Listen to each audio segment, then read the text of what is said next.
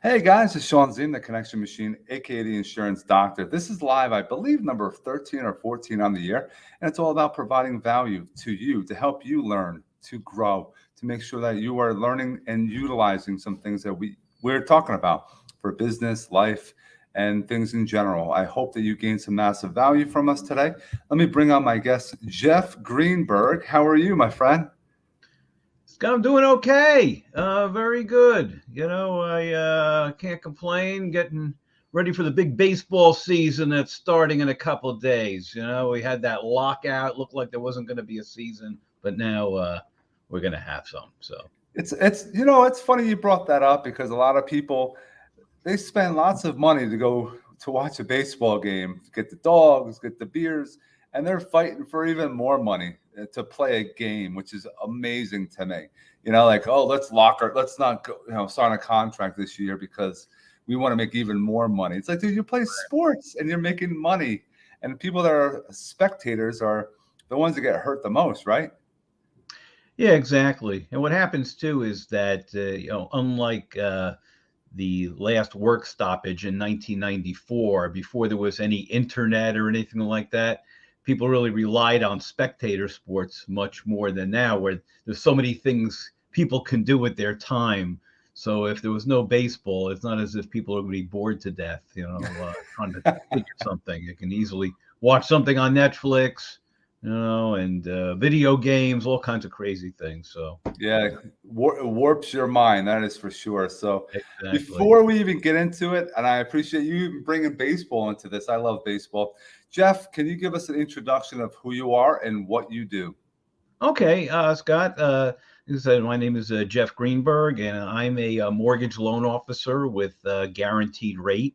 We're one of the largest retail mortgage bankers in the country. I've been in the business. Actually, this month is 35 years of doing mortgages. I predated the fax machine, ladies and gentlemen. So just let now that the fax machine is obsolete, but I've been doing it a long time.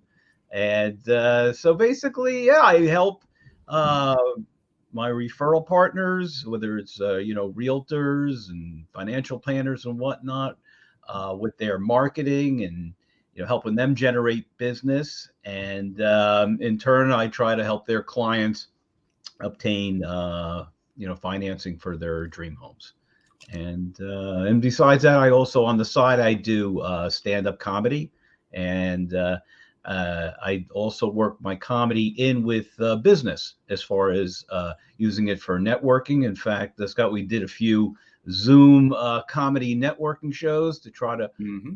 promote our businesses and our networking, virtual sites and live networking and whatnot. And it works out good. In fact, I did a few mortgages for other stand-up comics that I perform with, so that's worked out good. No, I thank you for being here. And we're going to definitely go into more details about the mortgage business and networking and comedy. Hold off for 1 second.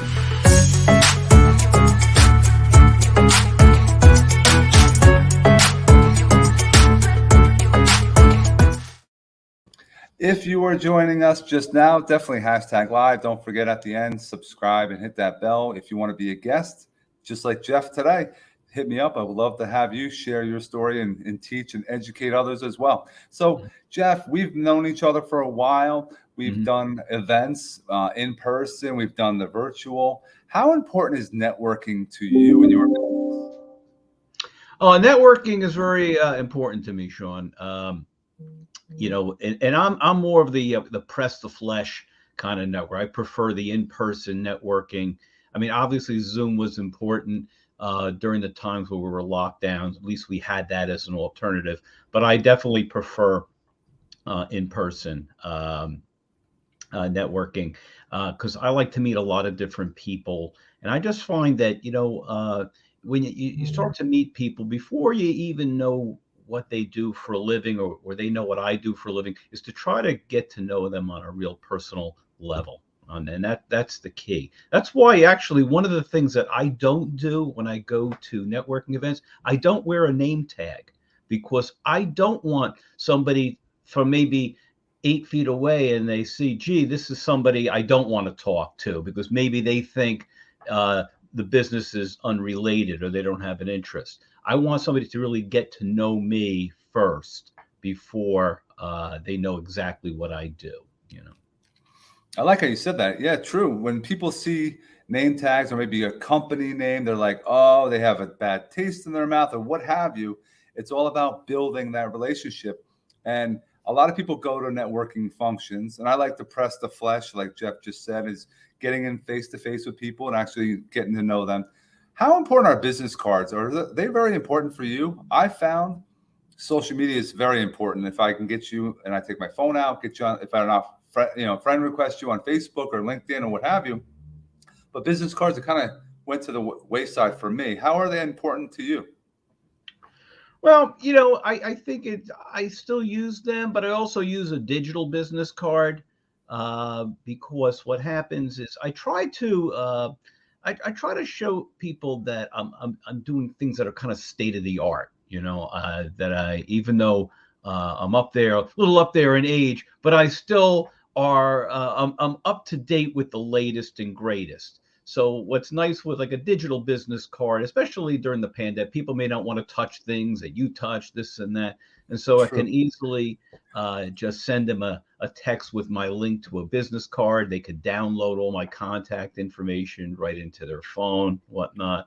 But so, and social media, I try to really stay on top of. The things that I do is like I try to engage with a lot of people on, let's say, Facebook or LinkedIn, uh, to try, even not so much just on business, but just acknowledging maybe, maybe their child had a Mm-hmm. birthday and I'm wishing happy birthday. Because again, I want to not only show that I have interest in their lives, but I also want to try to know that when I do post things, that they'll be able to see them. You know what I mean? That I'm not going to be, shoved to the back where their news feed won't, they won't see my posts. So I try to, and I do mix in, some business related posts, but not a lot. I don't want it to be where, everything that I'm posting is business. I really want the people to get to know me as a person on the social media, not just somebody who's just trying to advertise, my services and whatnot. Yeah, those the hawking their service and their product all the time. Yeah, people Right. flash right through it. Here's a tip for those, and I've been doing this for years, and I getting back into the networking live face-to-face stuff in the near future. But taking a selfie with somebody, getting their cell phone, getting this in, and send them a text. Now you go home the next day. You're trying to figure out who people are. You have it now in their phone, your phone, what they look like. So that's a quick tip for those that are out there. Definitely utilize that selfie, drop it in social media. It'll actually create interest as well. Like, hey, how do you know Jeff? And then, vice versa. How do they know Shawn? So that's how it grows from there. What got you into the mortgage business? A lot of people just fall into it. They don't like grow up, oh, I want to be a mortgage originator. How did you fall into it? Oh, well, I used to sell back in the early 1980s municipal bonds. And I was kind of tired of just, just sitting and making cold calls all day. And I was doing okay with it. And there was a couple of people I work with that went into the mortgage business and were doing really well. And at the time, I was a little confused. I didn't understand how you can get paid a commission doing a mortgage. I always thought, like from the old movies, that you got compensated for finding dirt on people, that you didn't give them a loan. I was like Mr. Mooney from the old Lucy show, who worked in the bank, or Mr. Potter from It's a Wonderful Life, who was rejecting everybody. You want a loan? No loan for you. So I said I didn't understand that people weren't buying anything. How did you, it's like you're doing a favor by lending them money. How does the bank pay you? So that I was a little confused, but I really took to it very early because I really like, at the time you just go out to real estate offices. Again, this is 1987, 1988 or so. Everybody was in their offices. You got to meet people and you bring in some donuts and schmooze, and we were able to do business. Things are a lot different now, the way the industry has gone and everything. But I just love the idea of just meeting different people and just helping, and so I just stayed with it. That's it. It's just and now I do. Besides regular mortgages, I also help out people with reverse mortgages, because there are people I've done. It's like, they can't get rid of me. I did their loans the first time, as a first time buyer. And now I'm doing them again when they need money out. So I'm like a bad penny. You can't get rid of me. They're just, I'm like gum on a shoe. So so I've been helping people with that. And that's it. I've done loans for multi-generational. I mean, people's kids, grandkids, and stuff. So, and I'm still, as long as I'm, still above dirt, I plan on keep on going.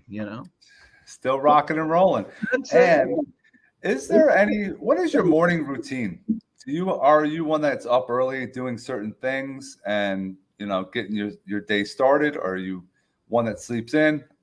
Tell us what Sean, your morning. Sean, to be honest with you, I get up at the crack of noon. So I just, I actually, just to let you know, We're almost there. I'm not a real early morning person. Like I start working around 9 or so. I mean, so but I'll work till usually I'm doing till maybe 7 o'clock, something like that on there. So, but I've never been like a real early morning person, but I can easily work later at night. I'm much better that way on there. So. And where do you find most of your jokes? Do you do a lot of watching others and kind of filtering, or are you just using the news and, coming up with these jokes that you use for your events? Yeah, I mean, what I do is sometimes I'll just sit around and I'll just watch different news stories. I try not to get too political. I'll have in my set, I'll put a couple political jokes, but I try to be. I'm not mean spirited or anything, and I try not to be one sided. Very. But I try to. But a lot of times I'll just think of something of what's happening in the news, and I actually trial balloon the jokes on Facebook. You probably noticed that I do put a decent amount of jokes on. So my rule of thumb is if I get 15 laughs or likes within 24 hours, then it goes into the set. However, if I bounce a joke off of her and she doesn't laugh at all, it does not go into the set, because she's a tough laugher. If she does laugh at something, then that's as good as gold on there. So, but I try to, but yeah, but my jokes are more, I do a lot of more like a one-liner type of joke, very fast, not building into big stories or anything like that. And I try to do things that are seasonal, so jokes about current holidays, and I do a lot of self-deprecating humor and things, or a lot of jokes, things about me growing up and whatnot. So, and I do some impersonations, I do, Rodney Dangerfield, my famous face. Hey, good crowd. Hey, Sean, you're all right, I tell you.